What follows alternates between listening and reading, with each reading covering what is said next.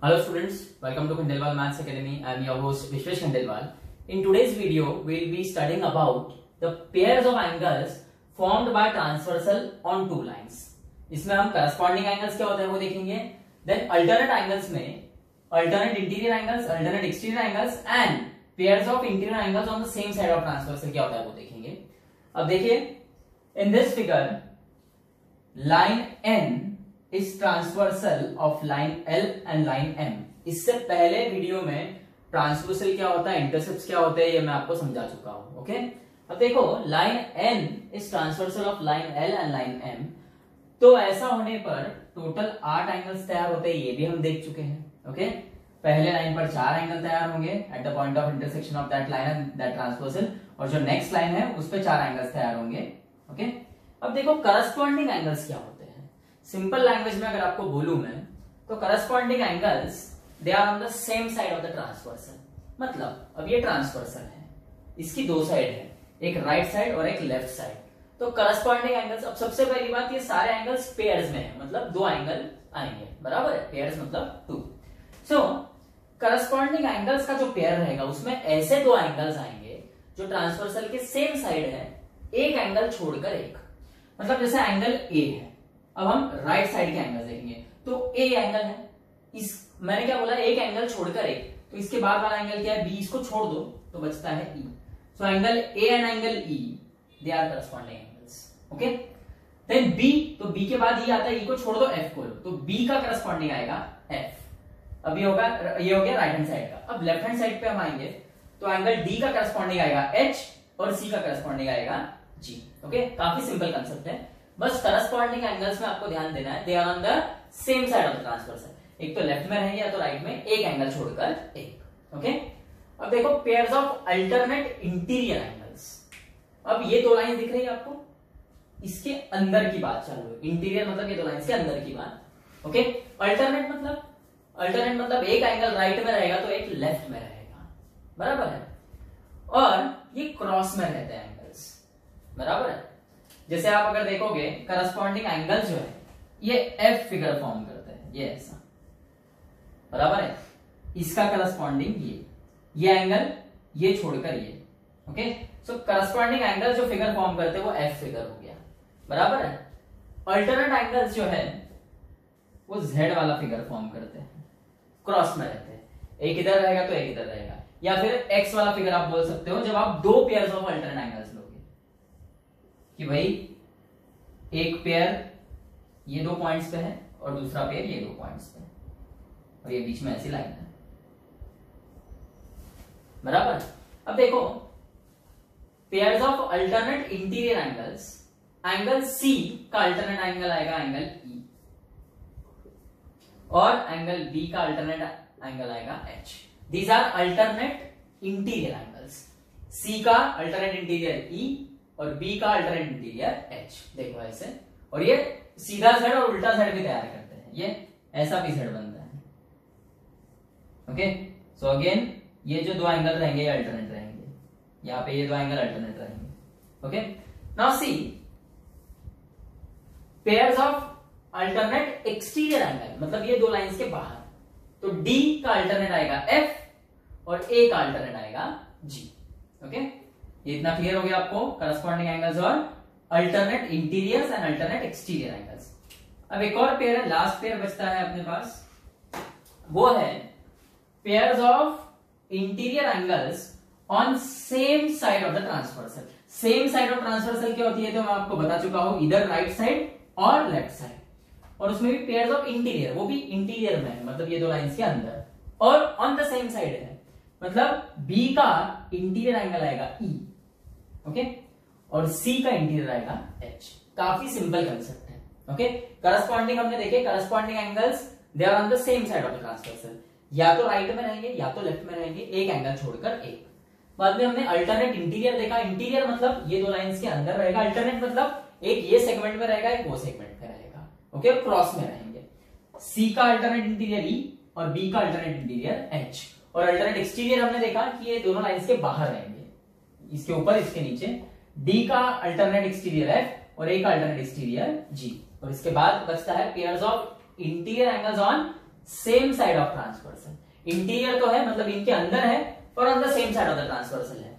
अब देखो अल्टरनेट में भी इंटीरियर थे but they were on the different sides of the transversal. एक ये साइड था एक ये साइड था, और ये जो है interior on the same side अंदर रहेंगे और सेम साइड। तो बी का इंटीरियर आएगा ई और सी का इंटीरियर आएगा एच। ओके, सो अब देखो यहाँ पे कुछ फिगर्स है। ओके, कुछ एंगल्स के नाम दिए हैं।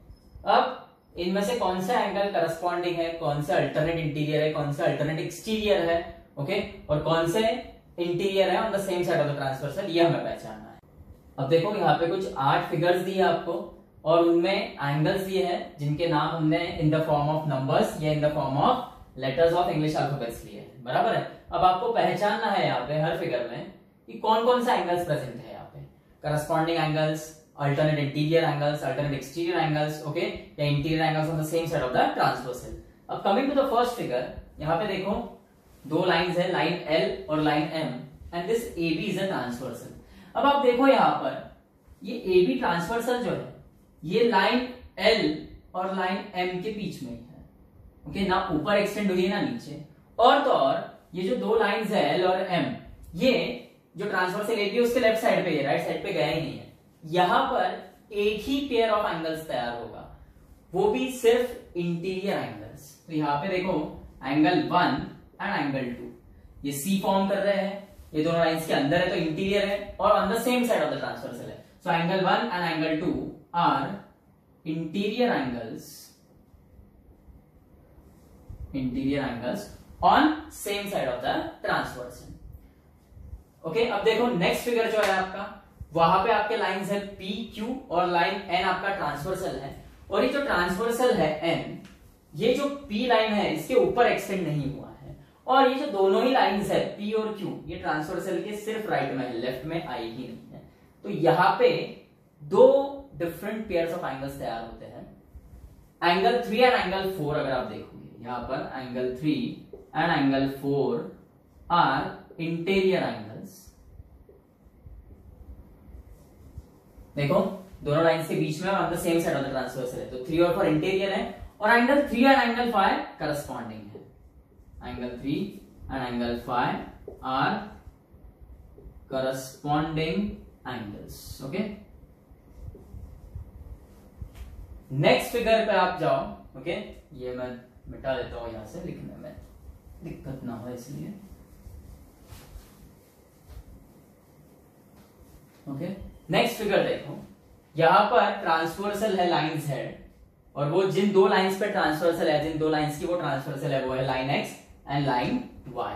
अब यहां पर देखो, यहां पर एंगल 6 और एंगल 7 जो है, angle 6 and angle 7 they are interior angles on the same side of the transversal. Interior angles का एक पेयर है, एक पेयर करस्पॉन्डिंग एंगल्स का, angle 6 and angle 8। Angle 6 and angle 8 are corresponding angles. और यहां पर एक और पेयर ऑफ एंगल है, वो है अल्टरनेट का। आप देखो 6 और 9 बराबर है। 6 जो है वो ट्रांसवर्सल के राइट साइड पे है, 9 लेफ्ट साइड पे है, और ये दोनों लाइंस के अंदर है। So angle 6 and angle 9 are alternate interior angles. Okay, so यहां पे 3 अलग अलग पेयर ऑफ एंगल्स फॉर्म हुए हैं। सो ऐसे बहुत सारे फिगर्स है, ये तो कुछ स्पेसिफिक मैंने 7-8 फिगर ड्रॉ किए हैं, ऐसे इन्फिनाइट फिगर्स आ सकते हैं। बस आपको पहचानना है कि करस्पॉन्डिंग मतलब क्या होता है, अल्टरनेट इंटीरियर क्या होता है, अल्टरनेट एक्सटीरियर क्या होता है, और interior angles on the same side of the transversal क्या होता है। बस वही जानने के लिए मैंने ये सब फिगर्स ड्रॉ किए हैं, बराबर है। यहाँ पे आपका बहुत सा कंसेप्ट क्लियर हो जाएगा। अब नेक्स्ट फिगर देखो, ये वाला मैं फिगर रब कर देता हूं। 4th फिगर आप देखो, यहां पर सिर्फ और सिर्फ अल्टरनेट एंगल्स का एक पेयर तैयार हो रहा है। एंगल 10 एंगल 11 आप देखो, they are on the alternate sides of the transversal. Angle 10 right side पे है और एंगल 11 लेफ्ट साइड पे है। ओके, ये ट्रांसवर्सल MN है आपका। So angle 10 and angle 11 are alternate interior angles. Okay, वो भी क्लियर हो गया आपको। अभी नेक्स्ट 4 फिगर्स है वो देखो। इस फिगर नंबर 5 यहां पे बहुत सारे पेयर ऑफ एंगल्स हैं। ओके, मैं ओरली आपको बता देता हूं।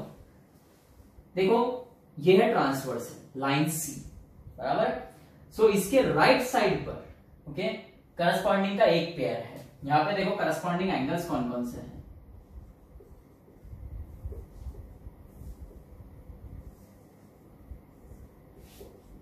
एंगल ए, एंगल ई, एक पेयर राइट पे है और एक पेयर लेफ्ट पे है। Angle D and angle F. B के लिए कोई करस्पॉन्डिंग एंगल नहीं है, बिकॉज ये ट्रांसवर्सल जो है वो लाइन बी के नीचे तक गई भी नहीं है, बराबर है। सो एंगल बी के लिए कोई करस्पॉन्डिंग नहीं है और सी के लिए भी करस्पॉन्डिंग नहीं है। ए का करस्पॉन्डिंग ई है और डी का करस्पॉन्डिंग एफ है। दो ही पेयर मिले अपने को यहां पर। ओके, बाद में हम अल्टरनेट एंगल्स देखेंगे।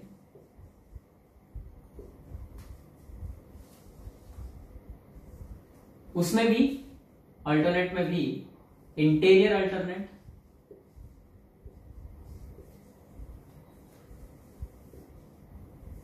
इंटीरियर में होना और अल्टरनेट में होना। सो सी और ई एक पेयर है और दूसरा पेयर है बी और एफ। फिर exterior alternate,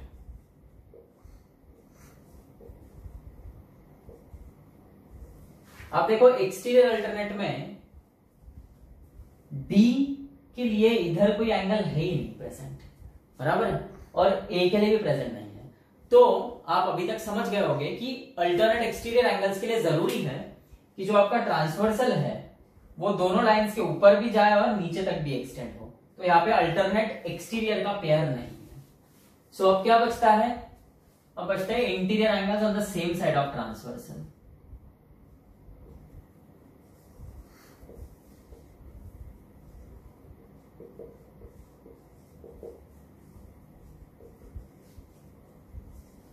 interior angles on same side of the transversal. आपका ट्रांसवर्सल सी है, ओके, इंटीरियर मतलब ये दोनों के बीच में आएंगे और on the same side of the transversal. So B का इंटीरियर है एंगल ई और सी का है एंगल एफ, बराबर। सो यहाँ पे टोटल कितने पेयर्स मिले हमें? 5, 1 2 3 4 और ये 5 पेयर्स। नेक्स्ट है ये आपका सी।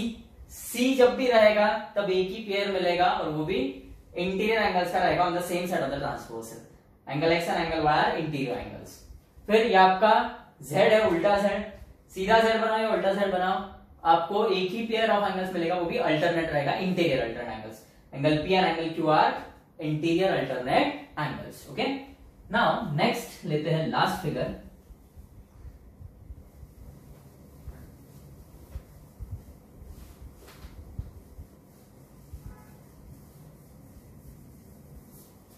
अब यहां पर देखो line L1 is the transversal of line L2 and L3 और यहाँ पे 4 एंगल्स हैं, alpha, beta, gamma and delta. Okay, अब आप देखो लाइन L1 जो है ये L2 के ऊपर तक और L3 के नीचे भी आई है, पर ये जो लाइन L2 और L3 ये ट्रांसवर्सल के सिर्फ राइट पे है, लेफ्ट पे नहीं है।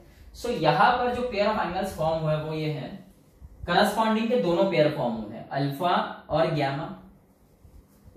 Angle alpha and angle gamma are corresponding angles। साथ ही साथ angle beta and angle delta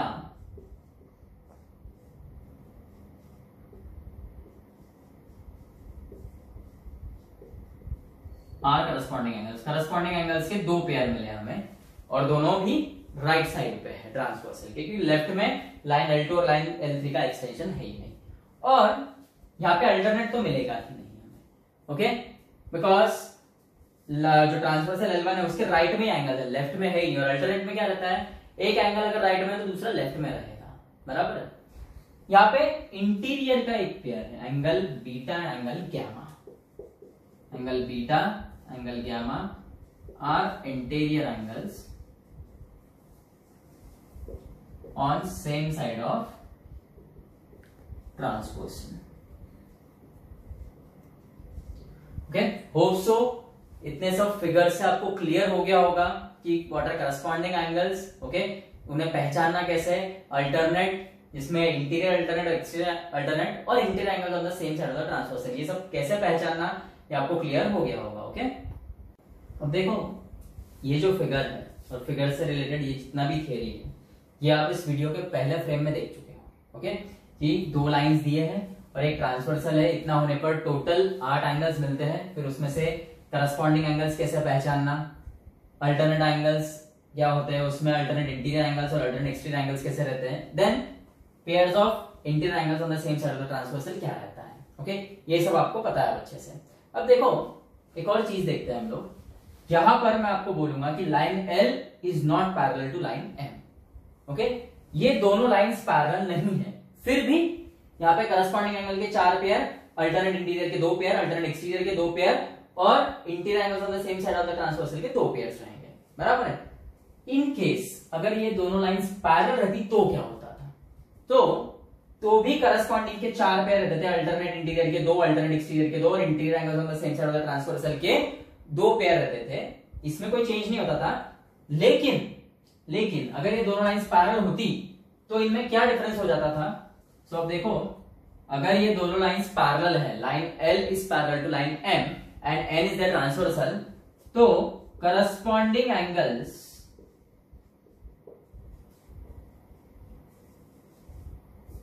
R congruent.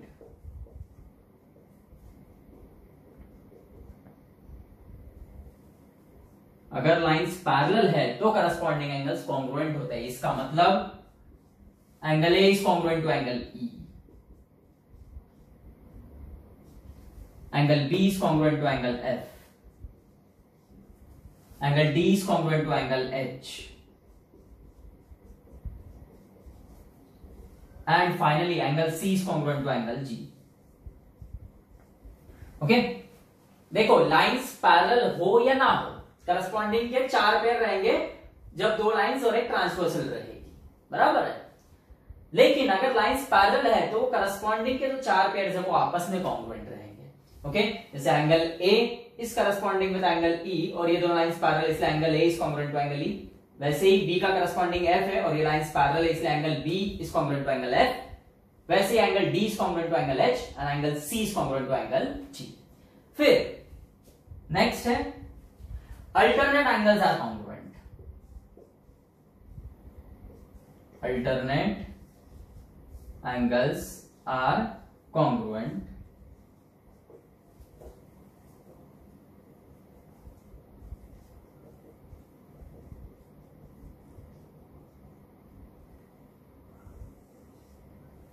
Alternate angles are congruent, उसमें भी आपके पहले इंटीरियर अल्टरनेट आएंगे,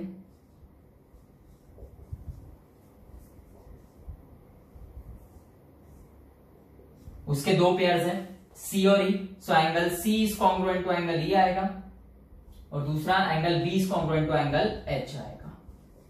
लाइंस पैरेलल है इसलिए। और एक्सटीरियर अल्टरनेट के 2 पेयर्स आएंगे,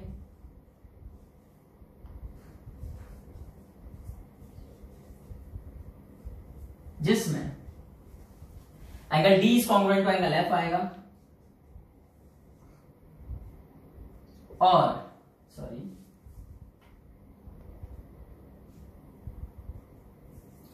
angle A is congruent to angle G आएगा। अब बचिया interior angles on the same side of transversal, so उनके साथ क्या होगा ये मैं रब कर देता हूं, ये क्लियर है अब आपको सब।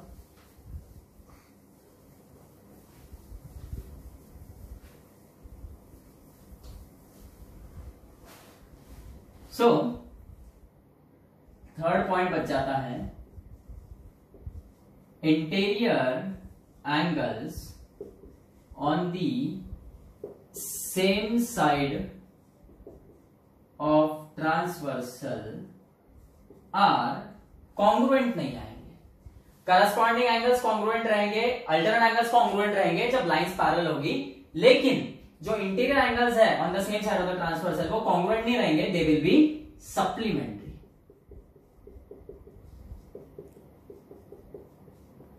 और आप स्टैंडर्ड 8 में सीख चुके हो सप्लीमेंट्री एंगल्स क्या होते हैं। ऐसे दो एंगल, सिर्फ दो, तीन नहीं, ऐसे दो एंगल जिनका एडिशन 180 आता है। इसका मतलब यहां पर angle B plus angle E will be 180 और angle C plus angle H will be 180। ओके, तो आपको ध्यान में रखना है कि जब लाइंस पैरेलल हो या ना हो, करस्पॉन्डिंग के 4 पेयर्स है, अल्टरनेट के 2 पेयर्स है, अल्टरनेट इंटीरियर के, अल्टरनेट एक्सटीरियर के 2 पेयर है और interiors angles on the same side of the transversal के 2 पेयर है। पर कब? जब ये दोनों लाइंस पूरी ड्रॉ है और ट्रांसवर्सल भी पूरा ड्रॉ किया गया है। ओके, अब ये पूरा ड्रॉ करना और आधा ड्रॉ करना क्या हमने पिछले इसमें फ्रेम में 8 फिगर्स देखे, उस पे से आप समझ गए होंगे। ओके, लेकिन अगर ये दोनों लाइंस पैरेलल रही तो फिर क्या होता है, क्या चेंज आएगा? तो करस्पॉन्डिंग एंगल्स कॉन्ग्रुएंट रहेंगे, pairs of corresponding angles are congruent to each other. बाद में इंटीरियर एंगल्स एक दूसरे को कॉन्ग्रुएंट रहेंगे, whether they are interior alternate angles are congruent to each other, whether they are interior alternate angles और exterior alternate angles. और जो आपके इंटीरियर एंगल्स है on the same side of the transversal वो कॉन्ग्रुएंट नहीं रहेंगे, वो सप्लीमेंट्री रहेंगे, मतलब उनका एडिशन आएगा 180 डिग्री। तो ये आपको ध्यान में रखना है आपसे। ओके, कुछ इंपॉर्टेंट प्रॉपर्टीज हमें देखना है। ओके, अब देखो फर्स्ट प्रॉपर्टी है when two lines intersect the pairs of opposite angles formed are congruent. ये हम फर्स्ट लेसन में भी देख चुके हैं, उन्हें हम वर्टिकली अपोजिट एंगल्स बोलते हैं। ओके, जैसे देखो फिर से एक बार ध्यान दो, ये एक लाइन है और ये एक लाइन है, दो लाइंस एक दूसरे को इंटरसेक्ट कर रहे हैं, तो जो pairs of opposite angle form हो रहा है वो कॉन्ग्रुएंट है। जैसे यहाँ पे सपोज ये है एंगल ए, ओके, ये एंगल बी, एंगल सी और angle D. So here angle A will be congruent to angle C and angle B will be congruent to angle D. These are called vertically opposite angles. Okay. Now angles in linear pair are supplementary. Okay. Linear pair मतलब क्या? So देखो दो angles रहेंगे linear pair में, दो ही angles रहते हैं, दो एंगल्स रहेंगे सेम स्ट्रेट लाइन पर रहेंगे वो एंगल्स। ओके, और एडजेसेंट रहेंगे। एडजेसेंट मतलब उनमें एक रे कॉमन रहेगा। लीनियर पेयर एंगल्स जो रहते हैं वो सेम स्ट्रेट लाइन पर होते हैं, बराबर है। ओके, और उनमें वो दोनों एंगल्स में एक आर्म या एक रे कॉमन होता है, जैसे ये एंगल ए या एंगल बी। और वो जो लीनियर पेयर एंगल्स होते हैं वो सप्लीमेंट्री रहते हैं, मतलब angle A plus angle B हमेशा 180 डिग्री आता है। ओके, अब देखो मैं पिछले फ्रेम में आपको बता चुका हूं कि अगर लाइंस पैरेलल है, ओके, सपोज दो लाइंस है, ओके, दोनों लाइंस एक दूसरे को पैरेलल है और एक ट्रांसवर्सल है, तो total 4 pair of corresponding angles बनेंगे जो पेयर्स में कॉन्ग्रुएंट रहेंगे। 2 pairs of alternate interior angles बनेंगे जो ऑब्वियसली पेयर्स में कॉन्ग्रुएंट रहेंगे। 2 pairs of alternate exterior angle बनेंगे, अगेन पेयर्स में कॉन्ग्रुएंट रहेंगे। और 2 पेयर्स ऑफ इंटीरियर एंगल्स बनेंगे on the same side of the transversal जो सप्लीमेंट्री रहेंगे। मैं आपको पिछले फ्रेम में बता चुका हूं। ओके, अब देखो ये third point, when one pair of corresponding angles is congruent, अगर एक भी पेयर करस्पॉन्डिंग एंगल का कॉन्ग्रुएंट है तो जो बचे हुए तीनों पेयर्स रहते हैं, then all the remaining pairs of the corresponding angles are congruent. वैसे ही if one pair of alternate angle is congruent, एक भी पेयर अगर alternate angle का congruent है तो then all the remaining pairs of alternate angles are congruent. जैसे alternate interior के 2 pair होते हैं, अल्टरनेट एक्सटीरियर के 2 पेयर होते हैं, टोटल ऐसे 4 पेयर हुए। कोई एक भी अगर पेयर कॉन्ग्रुएंट है तो बाकी के जो बच गए तीनों पेयर्स हैं, ओके, वो कॉन्ग्रुएंट रहेंगे। और when one pair of interior angle on one side of the transversal, okay, is supplementary, एक पेयर है interior angle on the same side of the transversal का, अगर वो एक भी पेयर सप्लीमेंट्री है तो सॉरी जो दूसरा पेयर रहता है बचा हुआ वो भी सप्लीमेंट्री रहेगा। ये पांचों प्रॉपर्टीज आपको याद रखनी है। इसके पहले के फ्रेम में मैं आपको बता चुका हूं कि how to identify corresponding angles, alternate interior angles, alternate exterior angles and interior angles on the same side of the transversal. Okay, वो भी आपको ध्यान में रखना है ताकि हमें आगे आने वाले थ्योरम से प्रॉब्लम ना आए।